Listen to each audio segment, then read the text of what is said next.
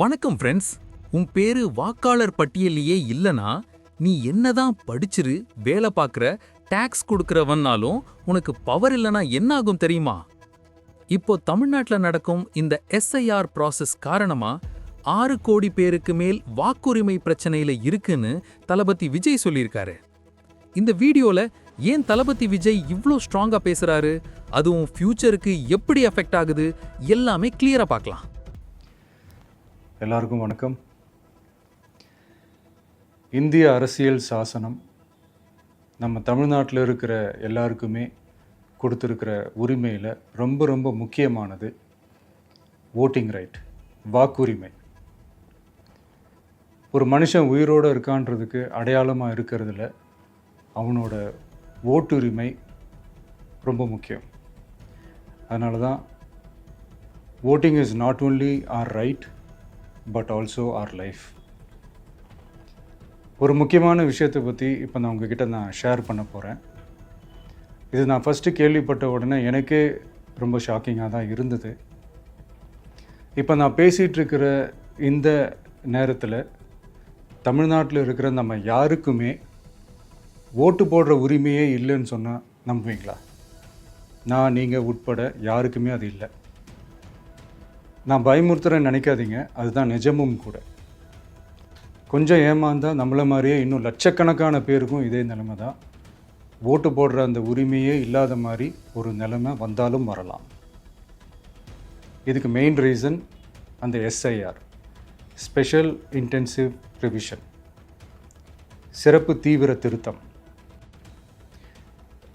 இப்போது இந்த எஸ்ஐஆர் நம்ம தமிழ்நாட்டில் எப்படி ஒர்க் ஆக போகுது?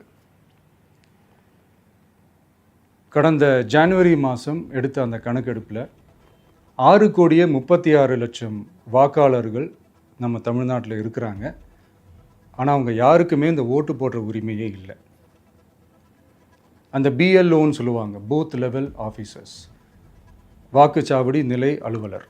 அவங்க தான் வீடு வீடாக போய் அந்த ஃபார்மை கொடுப்பாங்க. அதை நம்ம ஃபில்அப் பண்ணி கொடுக்கணும். அதை தேர்தல் ஆணையம் அதை எடுத்துகிட்டு போய் அதை ஸ்க்ரூட்டினைஸ் பண்ணி அது எல்லாமே கரெக்டாக இருக்கான்னு செக் பண்ணி பார்த்ததுக்கப்புறம் அந்த வாக்காளர் பட்டியலை வெளியிடுவாங்க. அந்த வாக்காளர் பட்டியலில் நம்ம பேர் இருக்கணும், அப்போ தான் நம்மளால் ஓட்டு போட முடியும். அந்த புது பட்டியல் வர்ற வரைக்கும் நம்ம வாக்காளர்களான்றது அது உறுதியே செய்ய முடியாது. இன்கேஸ் அந்த புது பட்டியலில் நம்ம பேர் இல்லைன்னா அது ஒரு தனி ப்ராசஸ், அது ஒரு தனி ஃபார்ம், அது ஒரு தனி கிளைம்ன்ற மாதிரி அது ஒரு வேறு வேலை. ஸோ இந்த மாதிரி நிறைய சிரமங்கள் குழப்பங்கள் இருக்கிறதுனால மக்களுக்கு இது மேலே ஒரு கன்ஃபியூஷன் ஒன்று இருக்குது. இது என்ன வெரிஃபிகேஷனா இல்லை ஒரு மறைமுக ரீரெஜிஸ்ட்ரேஷனா இல்லை இது ஒரு நியூ ரெஜிஸ்ட்ரேஷன் மாதிரியே தானா அப்படின்ற மாதிரி நிறைய கன்ஃபியூஷன் இருக்குது. அவங்க செய்ய வேண்டியதெல்லாம் ஒன்று தான். இந்த மாதிரி வீடு வீடாக போய் அந்த என்யூமரேஷன் ஃபார்ம் நம்ம ஃபில்அப் பண்ணி கொடுக்கும்போது அதுக்கான அக்னாலேஜ்மெண்ட்டை அந்த பிஎல்ஓ அந்த ஆஃபீஸர்கிட்ட இருந்து நீங்கள் வாங்கிக்கணும். அது ரொம்ப ரொம்ப முக்கியம். இது நான் சொல்கிறது வாக்காளர் பட்டியலில் ஆல்ரெடி உங்கள் பேர் இருக்கிறவங்களுக்கு நான் சொல்கிறேன். இப்போ புது வாக்காளர்கள், ஃபஸ்ட் டைம் ஓட்டர்ஸ், அவங்களுக்கு ஃபார்ம் 6ன்னு ஒன்று இருக்குது. அதை நீங்கள் ஃபில்அப் பண்ணி நீங்கள் உங்கள் ஏரியாவில் இருக்கிற சம்மந்தப்பட்ட அந்த உங்கள் அலுவலகத்தில் நீங்கள் டைரெக்டாகவும் சப்மிட் பண்ணலாம், இல்லை நீங்கள் ஆன்லைன்லேயும் சப்மிட் பண்ணலாம். அப்படி ஆன்லைனில் நீங்கள் சப்மிட் பண்ணிங்கன்னா அதுக்கான ஸ்க்ரீன்ஷாட்டை எடுத்து வச்சுக்கோங்க. ஃபோனில் மெசேஜ் வரும், அதை சேவ் பண்ணி வச்சுக்கோங்க. அப்ராடில் இருக்கிறவங்க கூட அந்த எஸ்ஐஆர் ஃபார்மை டவுன்லோட் பண்ணி நீங்கள் அதை ஃபில்அப் பண்ணி சப்மிட் பண்ணலாம். அதுக்கான அக்னாலேஜ்மெண்ட்டை வாங்கி வச்சுக்கோங்க. ரொம்ப முக்கியமாக உங்களோட பிஎல்ஓ அந்த ஆஃபீஸர் யாருன்னு தெரிஞ்சு வச்சுக்கோங்க. இந்த தேர்தல் ஆணையம் அந்த வெப்சைட்டில் போனீங்கன்னா அந்த பர்டிகுலர் பிஎல்ஓ ஆஃபீஸரோட ஃபோன் நம்பர் கூட நீங்கள் எடுத்து வச்சுக்கலாம். இன்கேஸ் உங்களை யாரையும் ரீச் பண்ணலை இல்லை உங்களுக்கு அந்த ஃபார்ம் கிடைக்கல அப்படின்னா நீங்கள் அவரை காண்டாக்ட் பண்ணி அந்த ஃபார்மை வாங்கி நீங்கள் ஃபில்அப் பண்ணி நீங்கள் சப்மிட் பண்ணலாம். ரொம்ப முக்கியமாக அதுக்கான அக்னாலேஜ்மெண்ட்டை வாங்கி வச்சுக்கோங்க. இது எல்லாமே சரியாக செஞ்சாலும் இந்த எஸ்ஐஆர் மேலே சில டவுட்ஸ் இருக்குது. அது என்னென்னா, இந்த 6,36,00,000 வாக்காளர்களுக்கு ஒருத்தர் விடாமல் இந்த ஒரே மாதத்துக்குள்ளே எப்படி எல்லாருக்குமே அந்த ஃபார்ம் போய் ரீச் ஆகும்? ஒன்று.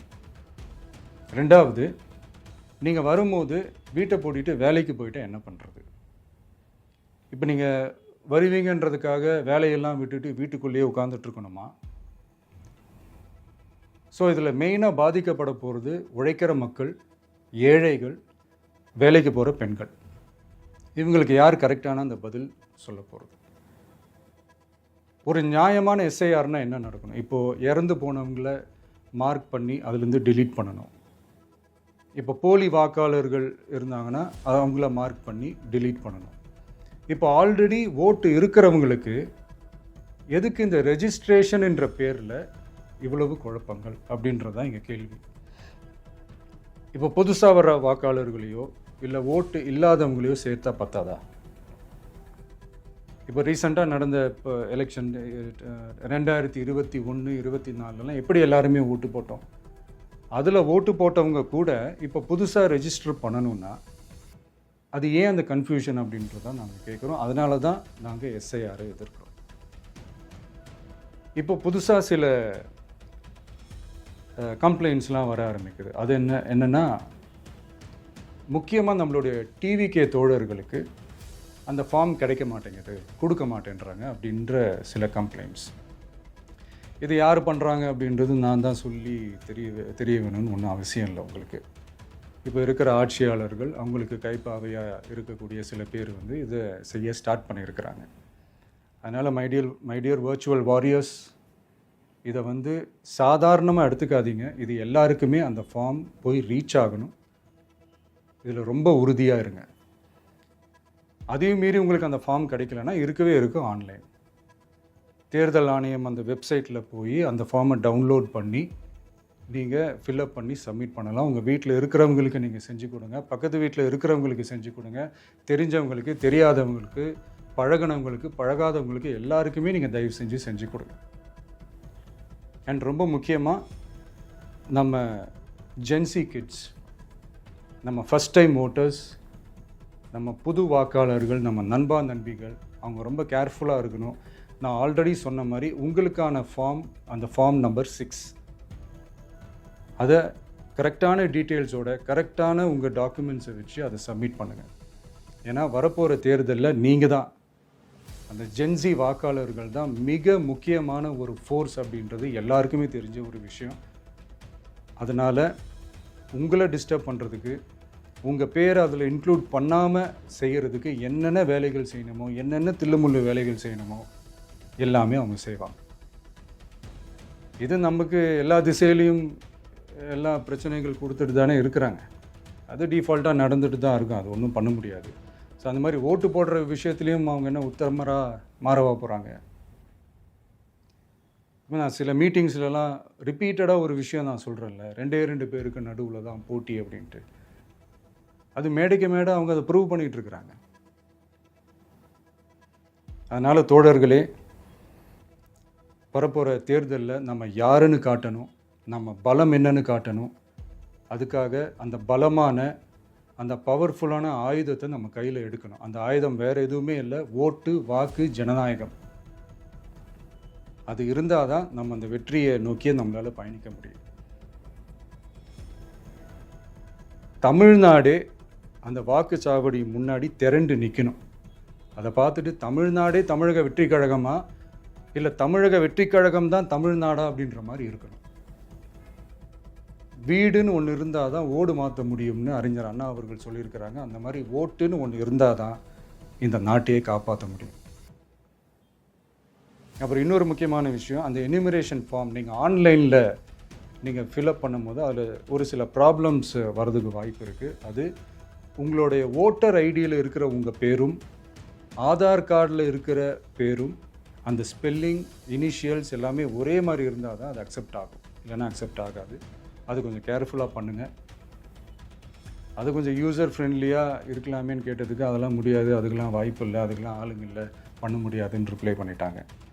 ஸோ அதனால் மைடியர் டிவிகே தோழர்களே, மைடியர் ஜென்சி படை பலமே, உஷாராக இருங்க, கான்ஃபிடெண்ட்டாக இருங்க. நல்லதே நடக்கும். வெற்றி நிச்சயம். மீண்டும் சந்திக்கும் வரை நன்றி, வணக்கம்.